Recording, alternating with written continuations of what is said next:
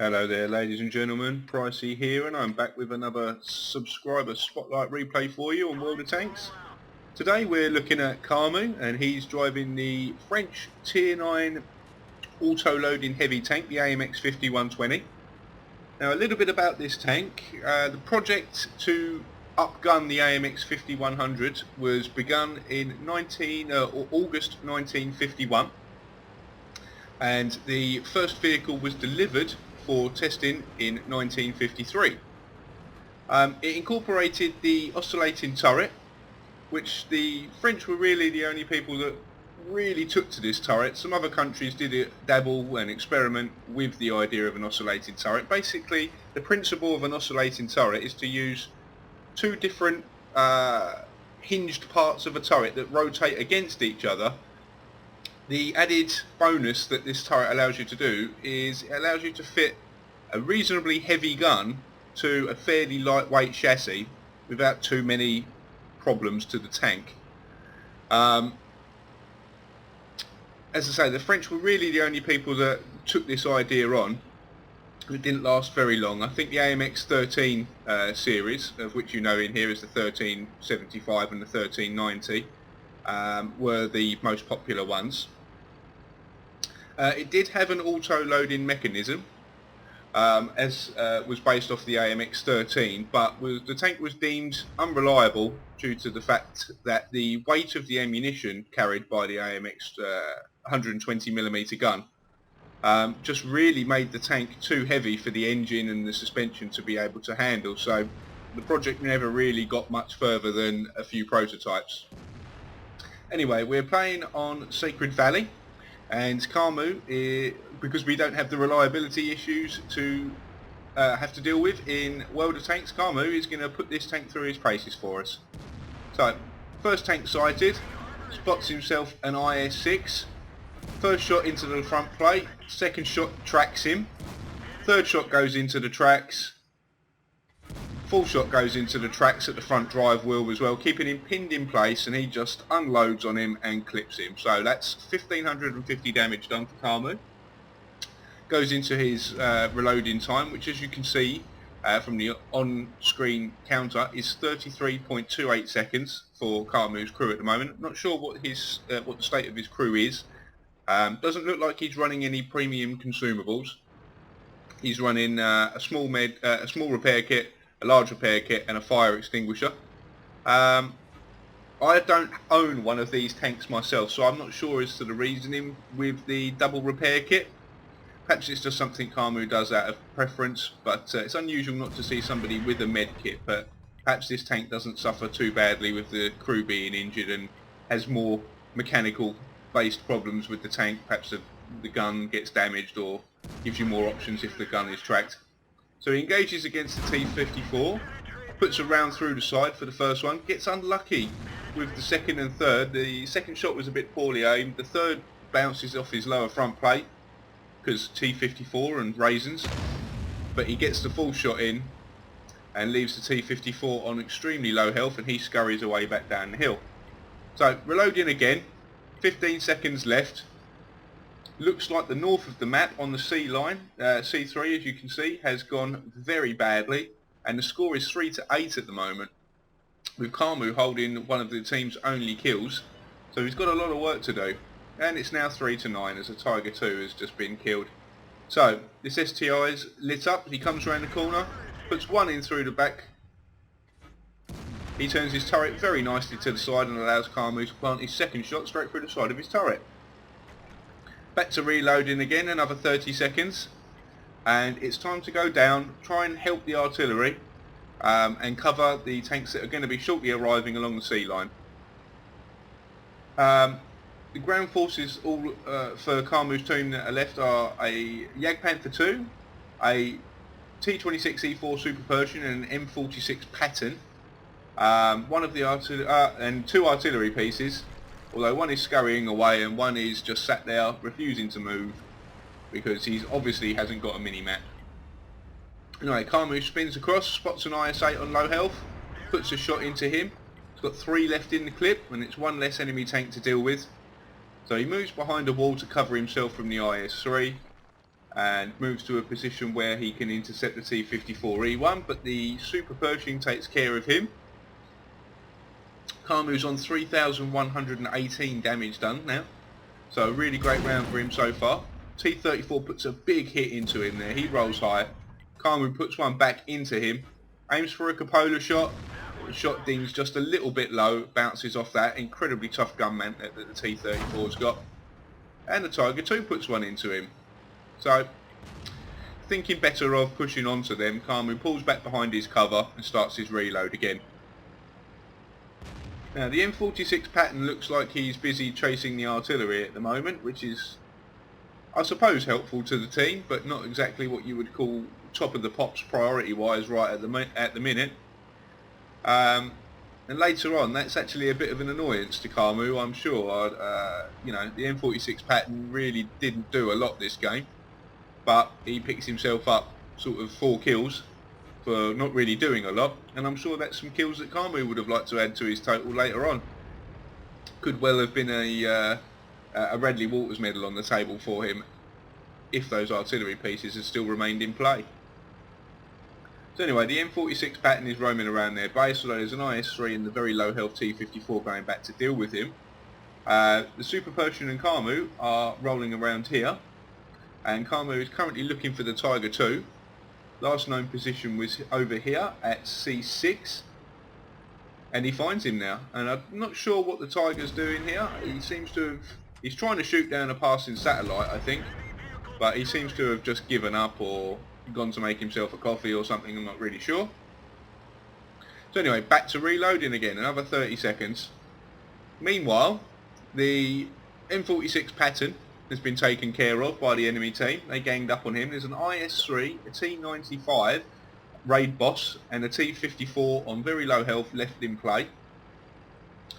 Carmu's got 766 health, so he can afford to take a hit or two from the T-54 or the IS-3, although if the T-95 has got the big gun, he really doesn't want to get hit by him. And the IS-3 spotted there, he's on 1139 health. Looks like the Pershing's moving in to engage him frontally and distract him.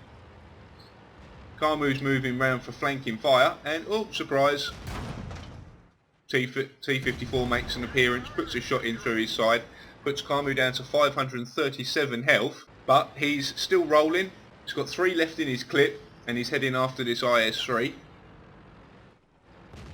The IS-3 moves in to engage the Pershing, which gives Carmu the perfect opportunity to put a shot through the wall into his side armour. The IS-3 pulls forward once more, Carmu puts in another one, and there the T-95 raid boss is sighted. As you can see, he's on full health, so that's a bit of a bummer.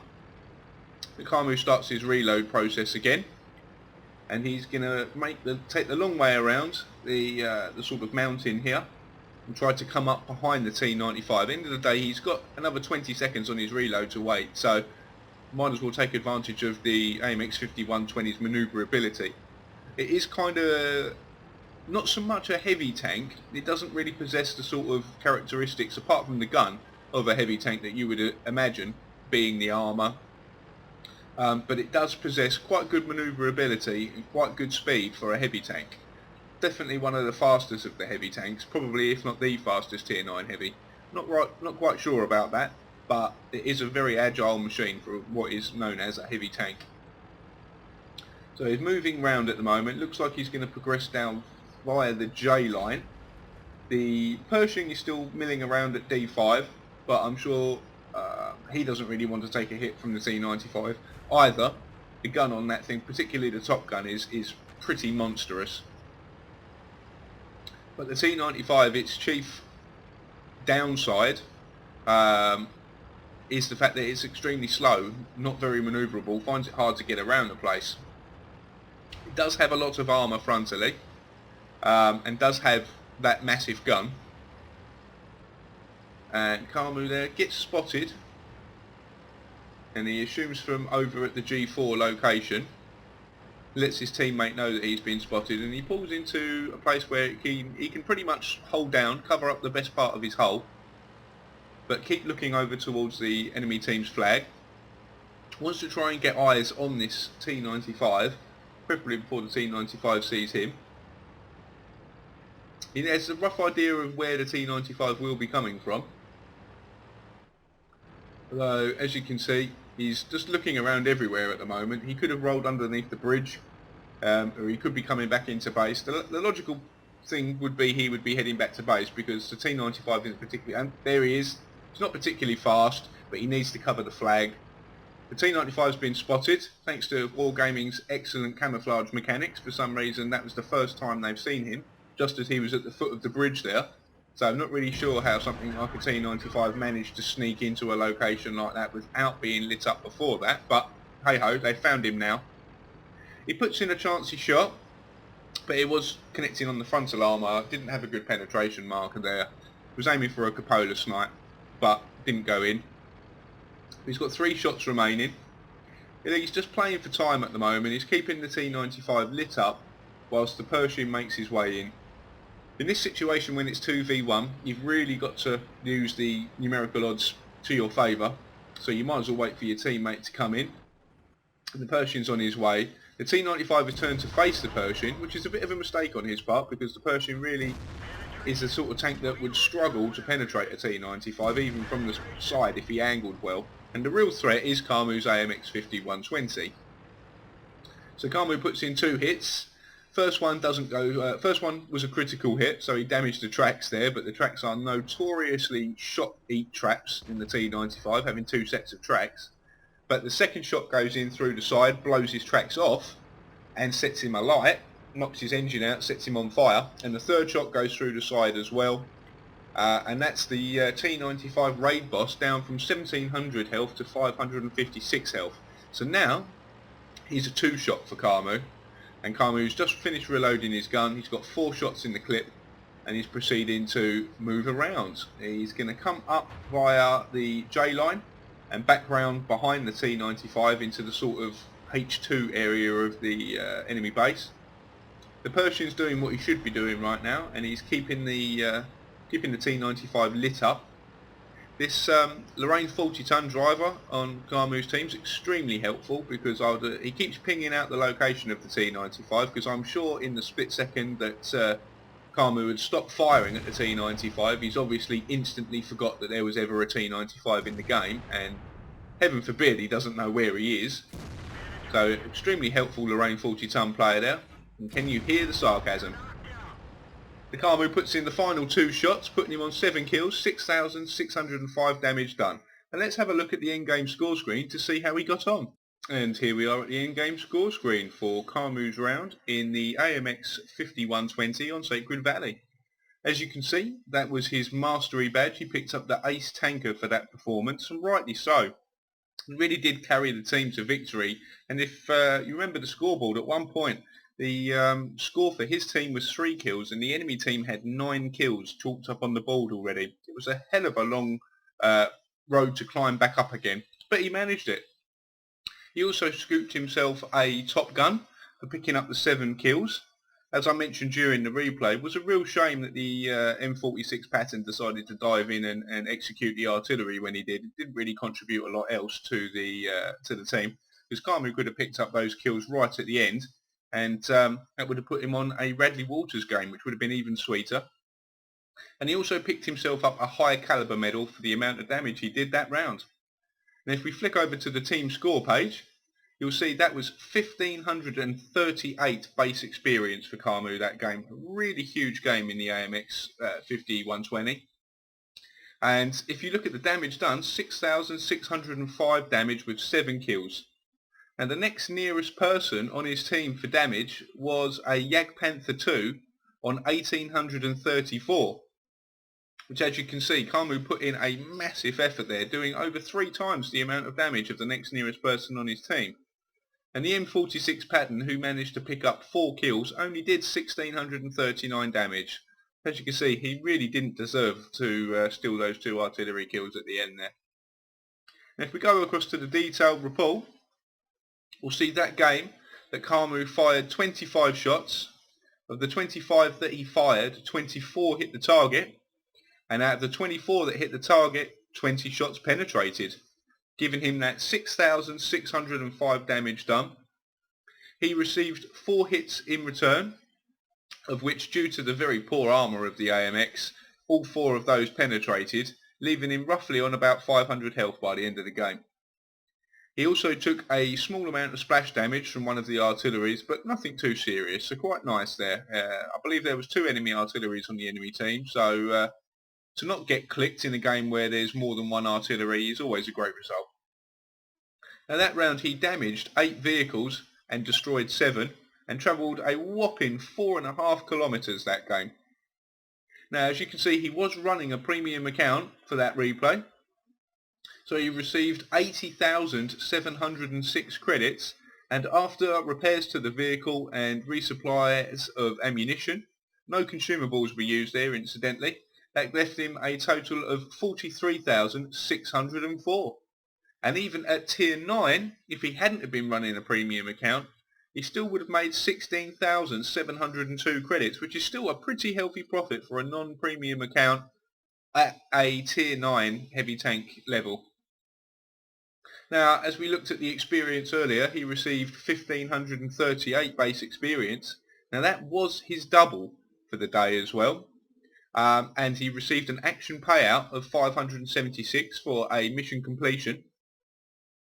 So that gave him a total with premium of 5,190 basic experience, which was absolutely great, a real good haul and a great double for the day. I'm sure he was very happy with that. Now, if you enjoyed this replay, please feel free to give it a thumbs up, give it a like, it really helps me out. This is obviously a subscriber replay series that I'm doing, so if you want to submit a really good video, it's got to be at least 1,500 base experience, quite a few medals, and it's got to be a great replay that's going to be a pleasure for people to watch and for me to cast. Then all you need to do is subscribe to the channel and watch the subscriber replay video that I put up at the very beginning, giving you the details of the email address, etc., that you need to submit your replays and the format in which to submit the replays as well. I want you to give me some details during the replay there of what happens, sort of what general times, what was going through your mind if you can possibly spare it, what sort of medals were earned, that sort of thing. Don't just send me the replay and put replay for you, otherwise I won't be casting it. Meanwhile, I've been Pricie, you've been great, I hope you enjoyed the video, and I'll see you on the next one.